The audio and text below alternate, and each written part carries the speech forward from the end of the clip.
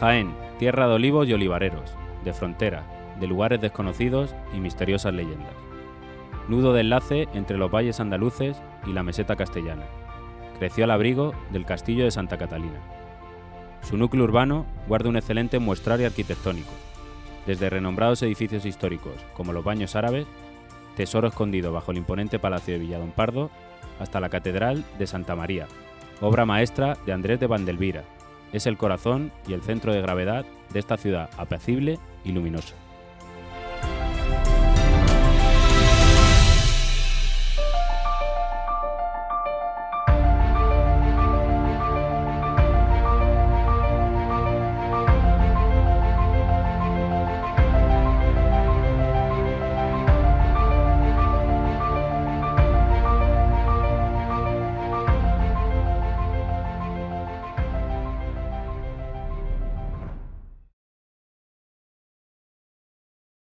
En sus comienzos llegan sobre todo cuando Fernando III el Santo conquista la ciudad en 1246 y lo que nos encontramos allí es una mezquita aljama, que es de la ciudad de Jaén, de cuando estaban los musulmanes ocupando el territorio. Y lo que se hizo fue que él consagró esa mezquita y la convirtió en cristiana. Pero posteriormente, en una incursión árabe que hubo en el 348, parte de esta mezquita sufrió muchos daños por un incendio, entonces lo que se hizo fue demolerla. Y se construyó una nueva mezquita se planteó construir una nueva catedral, pero estaba de estilo gótico, que querían que fuera de cinco naves cerradas y con una techumbre de madera. Pero se llegó a construir, sobre todo bajo el mandato de Nicolás de Viedma, pero fue construida de una manera muy mala, muy decadente y entonces al final terminó por demolerse de nuevo y volverse a construir. Entonces se volvió a hacer plano sobre una catedral gótica, se volvió a construir, pero de la misma manera parte de esta fue demolida porque hubo un derrumbamiento y entonces se tuvo que hacer frente a lo que era una remodelación muy grande y entonces se demolió parte de ella y ya fue cuando se llevaron a cabo los planos de la primera catedral renacentista, que es la que hoy conocemos. Yo aprendí la radiestesia en Egipto, la desarrollé en Perú y en México y en Francia y en otros sitios que he tenido la suerte de visitar. Y siempre que hay un templo que es realmente importante, siempre se ha dicho que la catedral está construida sobre un templo druídico, sobre un santuario dolménico, más bien, que había un dolmen y que se conservan elementos todavía a día de hoy de ese dolmen. De hecho, la parte interior del dolmen se le llama la Campana y hay una calle justo al lado de la catedral que se llama calle Campana. Correcto. Y que es anterior a que la campana estuviesen, o sea que ya te encuentras ahí una cosa rara, ¿no? Pero bueno, se dice que hay un santuario dolménico, hay un triple santuario dolménico de la triple diosa a la que después se hace referencia muy mucho. Se construye la catedral y como en otros sitios que he tenido la suerte de detectar, vamos con una varilla, es algo subjetivo, pero que realmente funciona y a mí me ha servido de mucho. La catedral marca el triple recinto druídico. ¿Qué quiere decir esto? Que ya la catedral está sentada en un sitio sagrado desde la antigüedad. Es muchísimo más anterior el sitio sagrado como sagrado a la catedral, mucho más. ¿Qué pasa? Pues que la catedral se construye, la catedral se consagra a la Asunción de la Virgen María, pero la catedral a día de hoy sigue teniendo tres diosas. Sigue estando la triple diosa del santuario dolménico anterior a la propia catedral, sigue estando presente, porque está la Virgen de la Antigua, que antes se llamaba la Virgen del Soterraño, que está justo encima de donde se guarda el Santo Rostro, está arriba en una hornacina y se le llama la Virgen de la Antigua, es muy antigua. Está el consagrar a la Asunción de la Virgen María, sería la segunda diosa, y luego hay una tercera diosa, que es polémico, total y absolutamente. ¿Por qué? Porque la tercera diosa no es ni más ni menos que el Santo Rostro. ¿Qué pasa? Que hablar del Santo Rostro en Jaén como una diosa es un tanto peligroso, porque te van a llover tías por todos lados. Pero claro, si tenemos en cuenta que hay documentación real, histórica, de que fue el obispo Nicolás de Viedma el que a un paño de la Verónica le pinta barba, ahí tenemos ya lo que es el Santo Rostro. Además, el Santo Rostro, si tú lo tienes delante, es un icono bizantino, porque se le trazan las cruces que se le trazaban a los iconos bizantinos, tiene la separación de los ojos, la altura es una pintura, eso está clarísimo. Y es Nicolás de Viedma, como digo, el obispo Nicolás de Viedma, el que le añade barba. Entonces, si no tenía barba, ¿qué era? Era un paño de la Verónica, y la Verónica, ¿qué es? El vero icono. El vero icono no es ni más ni menos que el verdadero rostro de Dios. Hay muchos elementos dentro de la catedral que todavía nos hacen pensar que posiblemente la Verónica se trate de una mujer. E incluso en la sillería del coro, justo arriba, hay una imagen que es la Verónica, pero se le llama popularmente la Verónica porque se le hace referencia, como digo, al vero icono, al verdadero rostro de Jesús. De ahí viene lo de Santo Rostro. Pues si nosotros lo ponemos debajo de la sillería del coro y cogemos una cámara que tenga un zoom potente y ampliamos, tiene unos rasgos totalmente femeninos, tiene unos labios mucho más gruesos que los de una figura de un hombre. Y durante toda la catedral se hace referencia siempre, como digo, a la triple diosa, y eso a día de hoy sigue estando ahí.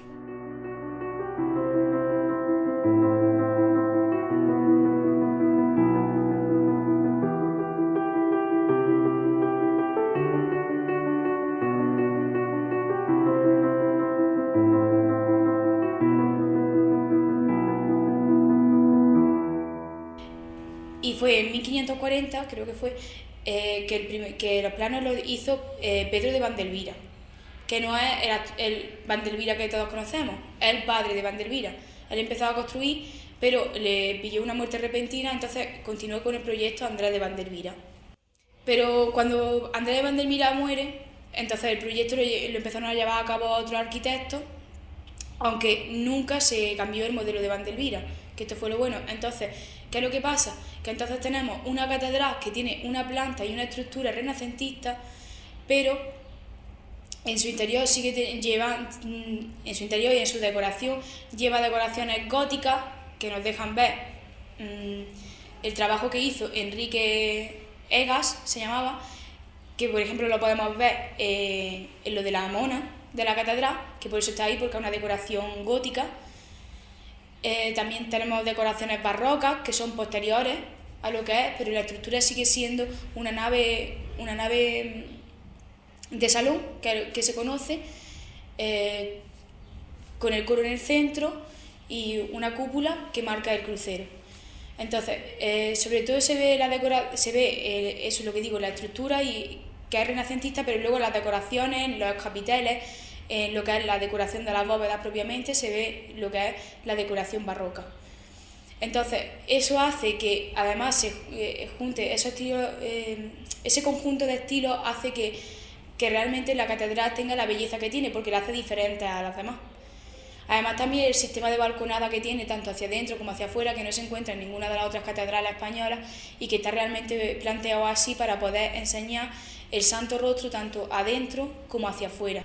Una de las leyendas más importantes que tiene y desconocidas, un hecho más importante es el por qué la catedral está construida al revés.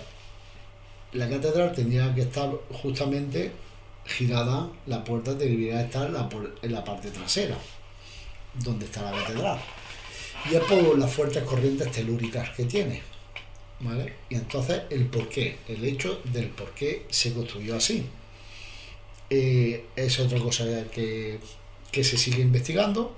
No es que lo estemos investigando nosotros concretamente, es una cosa que la tenemos ahí un poquito para más adelante, porque con todo no se puede, pero verdaderamente que durante muchísimos años me ha estado marcando a mí el por qué una catedral, cuando es la única en el mundo que está construida al revés. Y sigo y lo tengo muy metido en la cabeza. Pero tenemos una figura que es de la que quiero hablar un poco, que nos señala el punto concreto donde debería estar la puerta principal de la catedral, que es la mona. Y esa figura no la tiene tampoco ninguna catedral, ninguna iglesia de España o del mundo, nada más que la catedral de Jaén. Y la mona, ¿qué es la mona? La mona es un hombre sentado en forma de rana, con una cara un poco asustadiza y con la boca así abierta, que señala un lugar en concreto. De ahí se dice que era que señalaba el sitio concreto donde el tesoro del obispo había encontrado, pero realmente no señala eso. Señala una corriente telúrica que viene muy fuerte hacia la catedral. Y ese es el lugar que yo creo como indicio que es hacia donde debería estar la puerta principal señalando. Bueno, el tema de la mona, la mona, no se sabe realmente lo que es la mona, porque hay gente que dice que es un moro, porque tiene turbante, pero hay mucha gente que habla de un judío, que es un judío que está sentado. Alrededor de la mona hay cientos de leyendas también, porque ni se sabe su origen ni se sabe su finalidad, o qué finalidad tiene justo en ese sitio donde está enclavada. La mayoría de personas dicen que es un judío porque es una forma de resaltar o que tiene Andrés de Vandelvira en aquel momento de dar la gracia a una familia judía que por entonces había en Jaén, que era muy importante. Y era muy importante porque llegaron a ser médicos del rey, que era la familia de los Saprud, y era una familia judía. En torno a la mona se han hecho 20.000 historias, 20.000 leyendas. Hubo un momento en el que se decía que a la mona tenía que ir a tirarle una piedra, y si conseguías darle, pues de alguna manera encontraban novio. Pero también se ha dado la leyenda contraria. Se ha dado la leyenda de que si cogía una piedra y le tiraba a la mona y le daba, una maldición caía sobre ti o sobre tu familia. Y como decía, pues sobre todo si queremos realmente entrar a la catedral y ver cuáles son los estilos predominantes, sin duda alguna podemos ver cómo el barroco realmente se muestra sobre todo en los capiteles, que son de orden corintio, con decoración de hojas de acanto. Es muy típico del barroco. Y además también, como he mencionado antes, las bóvedas con esa decoración vegetal que tiene, y la cúpula con tambor también muy bien decorada, que es muy típico del barroco. Y también del estilo renacentista, además de lo que es la propia estructura, también podemos encontrarnos en las vidrieras como siguen un estilo ascendiano, que es cuando encontramos una ventana que es adintelada, que es recta, luego sigue un arco de medio punto y luego otra ventana que es adintelada de nuevo. Y también otro elemento de la catedral de estilo neoclásico que encontramos, por ejemplo, es el coro, que realmente es una gran belleza porque todos los asientos son de madera y además están muy bien esculpidos, muy realistas, y también es de estilo neoclásico. Entonces podemos ir viendo cuando nos introducimos en la catedral cómo realmente se ha llevado la construcción de ella durante siglos y siglos, pero aún así el modelo que planteó Vandelvira no ha sido modificado, siempre se utilizó el mismo modelo, siempre ateniéndose a los estilos que se estaban desarrollando en ese momento, a la moda estilística, por así decirlo. Se dice, y se habla muy poquito, pero se dice que se ve un niño correr por la catedral, un niño de unos 7 o 8 años que fue muerto en una procesión del abuelo, porque se subió a una de sus laterales y en mitad de la procesión se cayó y quedó muerto, porque al subirse en una de sus bóvedas, en uno de sus laterales de su padre, justamente cuando pasaba la procesión, se escurrió y cayó y se dio un porrazo en la cabeza y murió. Y entonces hay muchísima gente también que dice que lo ve correr por mitad de la catedral, y también ha habido bastante que incluso salió en televisión y todo, que lo han visto en el ayuntamiento. Es el mismo niño que se ve correr. Sí, lo que pasa es que digamos que en el ayuntamiento aparece vestido de comunión y en la catedral se ve con unos ropajes típicos de la época. Y hay mucha gente que dice haberlo visto meterse debajo de las faldillas de los pasos de Semana Santa, cuando en la catedral no hay nadie. Eso es. De hecho, esa gente que lo ve meterse debajo de las faldillas va a buscarlo para decirle, niño, salte de ahí, y cuando levanta se da cuenta de que no hay absolutamente nadie.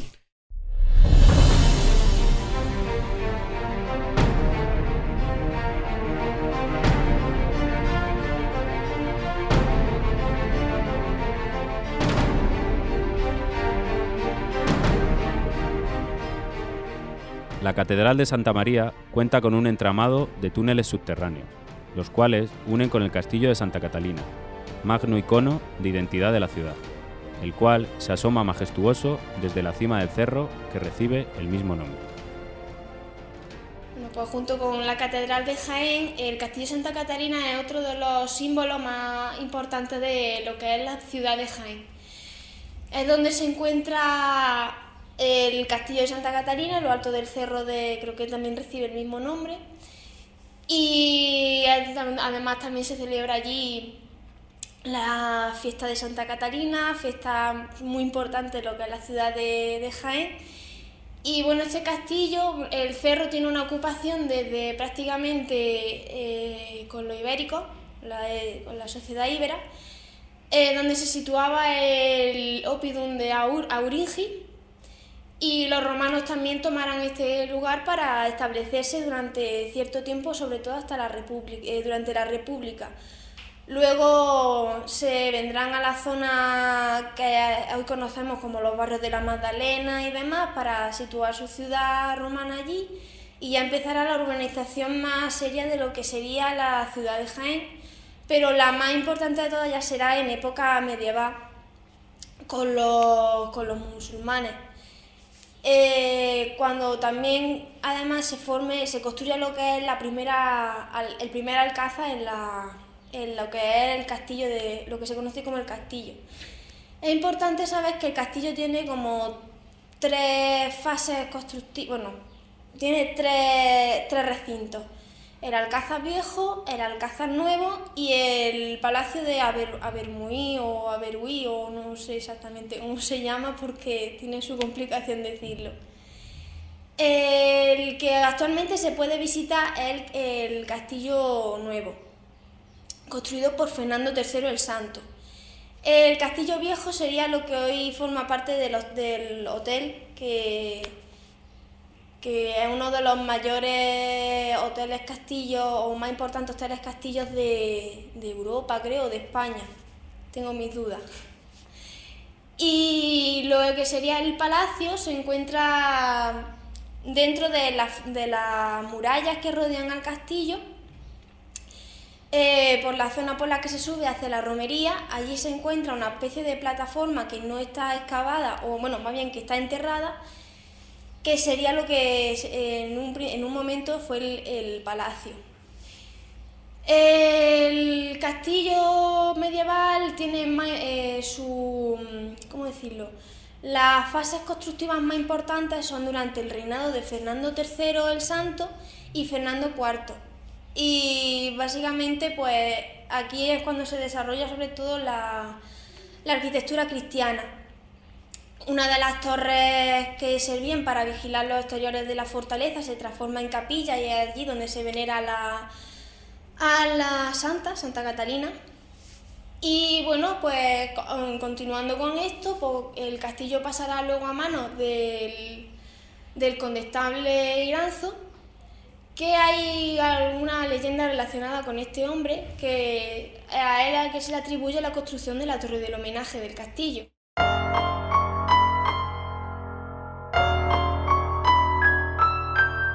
Cuenta la leyenda que hay sobre el famoso fantasma del castillo de Jaén, que es precisamente una mora que era la amante del condestable Iranzo, Lucas de Iranzo, y que el condestable Lucas de Iranzo iba por la noche a visitarla, hasta que hubo un día en la que la asesinaron, cuando lo mataron a él, porque él lo ajusticiaron, la mataron también a ella, y desde entonces pues parece ser que es el fantasma famoso que hay en el castillo de Jaén, que va vagando por la habitación número 22, 23 y 24. hay muchísimos indicios de la gente que dice que lo ha visto, tanto gente de mantenimiento, de limpieza y gente que va a visitar el parador, y nosotros nos hemos puesto en contacto, ya que no nos han permitido todavía investigar dentro de lo que es en el hotel. Siempre hemos intentado mantener contacto con la gente que ha estado dentro de la habitación y dicen que es verdad que lo han visto. Nosotros no podemos corroborarlo ni certificarlo con hechos, pero sí hay indicios bastante importantes de que es cierto. Hay testimonios que apuntan a que es cierto, de que es cierto que está ese fantasma vagando por allí. Luego, pues el castillo será medianamente, o sea, se abandonará, se utilizará como cantera, sobre todo como la mayoría de las construcciones así más antiguas, para ayudar a la construcción de las casas de lo que es la ciudad en esta época, y no se volverá a utilizar hasta que no sea ya con la guerra de la independencia, con la llegada de los franceses, para utilizarlo como fortín, como lugar de protección por parte del pueblo de Jaén, aunque nunca llegará a tener este fin, porque la población, cuando vino el ejército francés, se asustó y se marchó a otro sitio. No obstante, el ejército francés sí ocupará el castillo y hará algunas reformas. En algunos, no recuerdo si era un almacén o un aljibe, lo transformarán en un polvorín, un lugar donde guardan la pólvora y los demás elementos explosivos, y pondrán un hospital para curar a los heridos de las batallas y demás. Una vez los franceses pierden la batalla, pierden en Bailén y demás, para que no puedan utilizar el castillo en general, lo que hacen es el polvorín que ellos crearon, lo hacen explotar, destruyendo todo lo que es aquella zona de allí.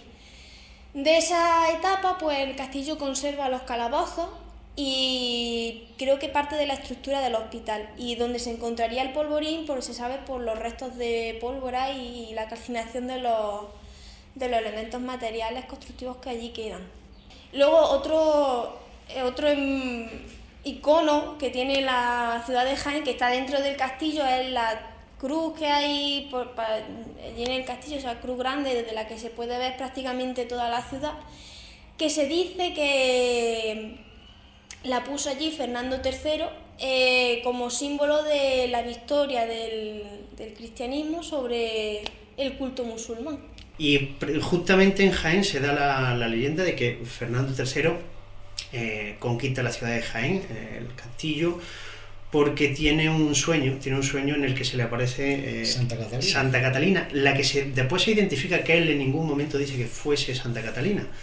Y Santa Catalina en ese sueño, de hecho, se la representa, está en el castillo y se puede ver, se la representa con una llave, porque Fernando III sueña que es la santa la que le entrega la llave, y él entiende o hace entender a su hueste que de alguna manera le está entregando la llave de la ciudad de Jaén. Es una forma de decirle a su ejército: no os preocupéis porque vamos a ir a la guerra y lo tenemos ganado porque tenemos detrás a Santa Catalina que nos está ayudando y vamos a ganar. O sea, no os preocupéis, que vamos por ello.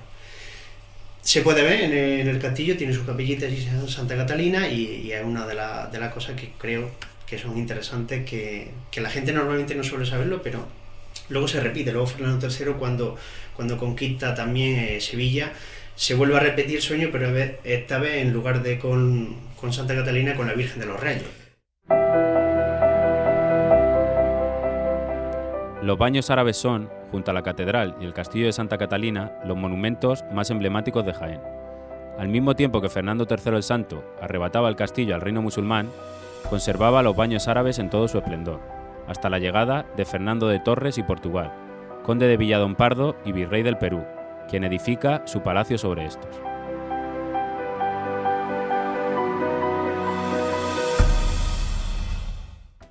Bueno, pues yo voy a hablaros de uno de los tesoros que tiene Jaén, de una forma escondida, que son los baños árabes, de forma escondida porque están en el sótano del palacio de Villadón-Pardo, y está justo en el centro histórico de la ciudad de Jaén.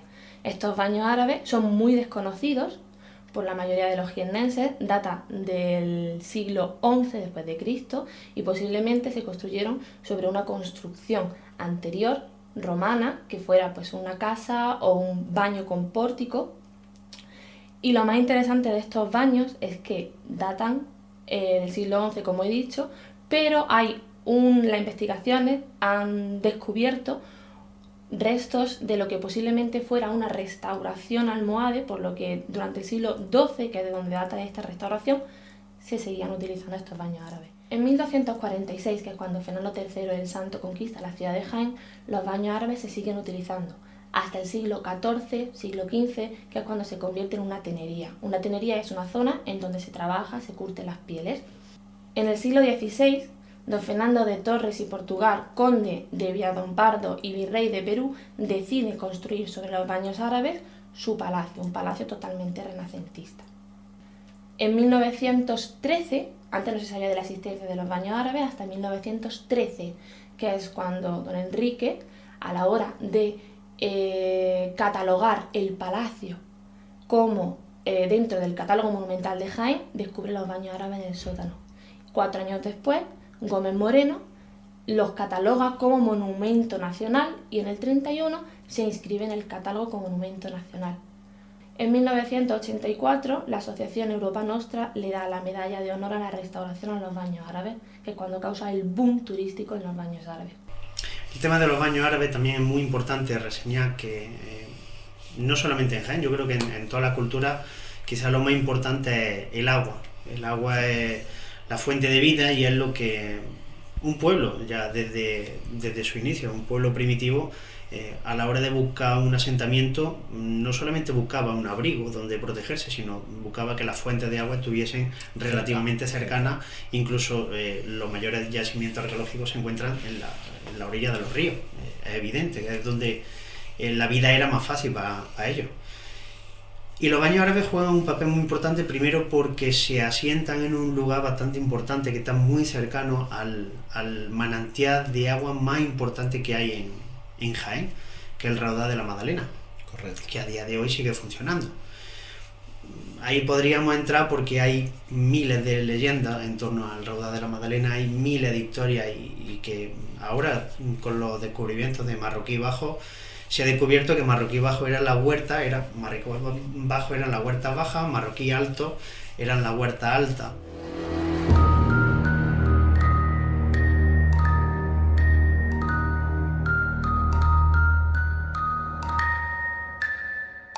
Cuenta la leyenda que el rey moro de Jaén, que estaba enemistado profundamente con el califato de Córdoba, que en aquel momento Córdoba era capital del mundo árabe, durante el califato de los Omeyas, y era un califato el más importante del mundo.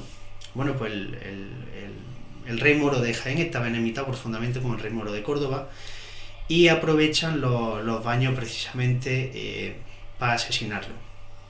Hay una zona dentro de los baños árabes en la que las cámaras se quedan sin batería, en el que las fotos no salen bien en los móviles y de manera inexplicable hay gente que sufre desmayo, hay gente que sufre de desvanecimiento justo en esa zona y se ha probado crisis de ansiedad, que es una zona en la que precisamente mataron, acuchillaron al rey moro y cayó muerto justo en la pileta central de los baños árabes y la gente cuando llega allí, además hay muchísimos testimonios recogidos, incluso por los guías oficiales de los baños árabes que así te lo cuentan, que hay mucha gente que se desvanece. Lo de la cámara es súper curioso porque llega allí con la cámara cargada y de repente te encuentras sin batería, avanza unos metros y la batería vuelve otra vez. O sea, es una cosa bastante curiosa. Hay allí, eso sí que hemos podido detectar y es cierto, hay un campo magnético muy potente. Que tiene que ver mucho con el agua. El agua también genera esos tipos de campos magnéticos, sobre todo el agua subterránea. Yo tengo investigaciones hechas como radioestesista y tenemos testado, toda la provincia de Jaén, ¿no? Intentamos ir a muchos sitios y testarlo y anotarlo y en definitiva investigarlo. Pero precisamente los baños árabes tienen una potencia. Los baños árabes, el Raudal de la Magdalena, la Catedral de Jaén, San Ildefonso, son lugares... digamos que no están construidos en ese sitio el porque sí, ¿vale? por decirlo. Estratégicamente construido por la potencia telúrica que tiene el lugar. La capital jiennense esconde tesoros que muchos ignoran y cuyo valor desconocemos hasta que no indagamos un poco en ello. Por lo cual, es importante conocer la historia y leyendas de estas tierras, ya que detrás de cada una se esconden secretos que muchos de nosotros no conocemos.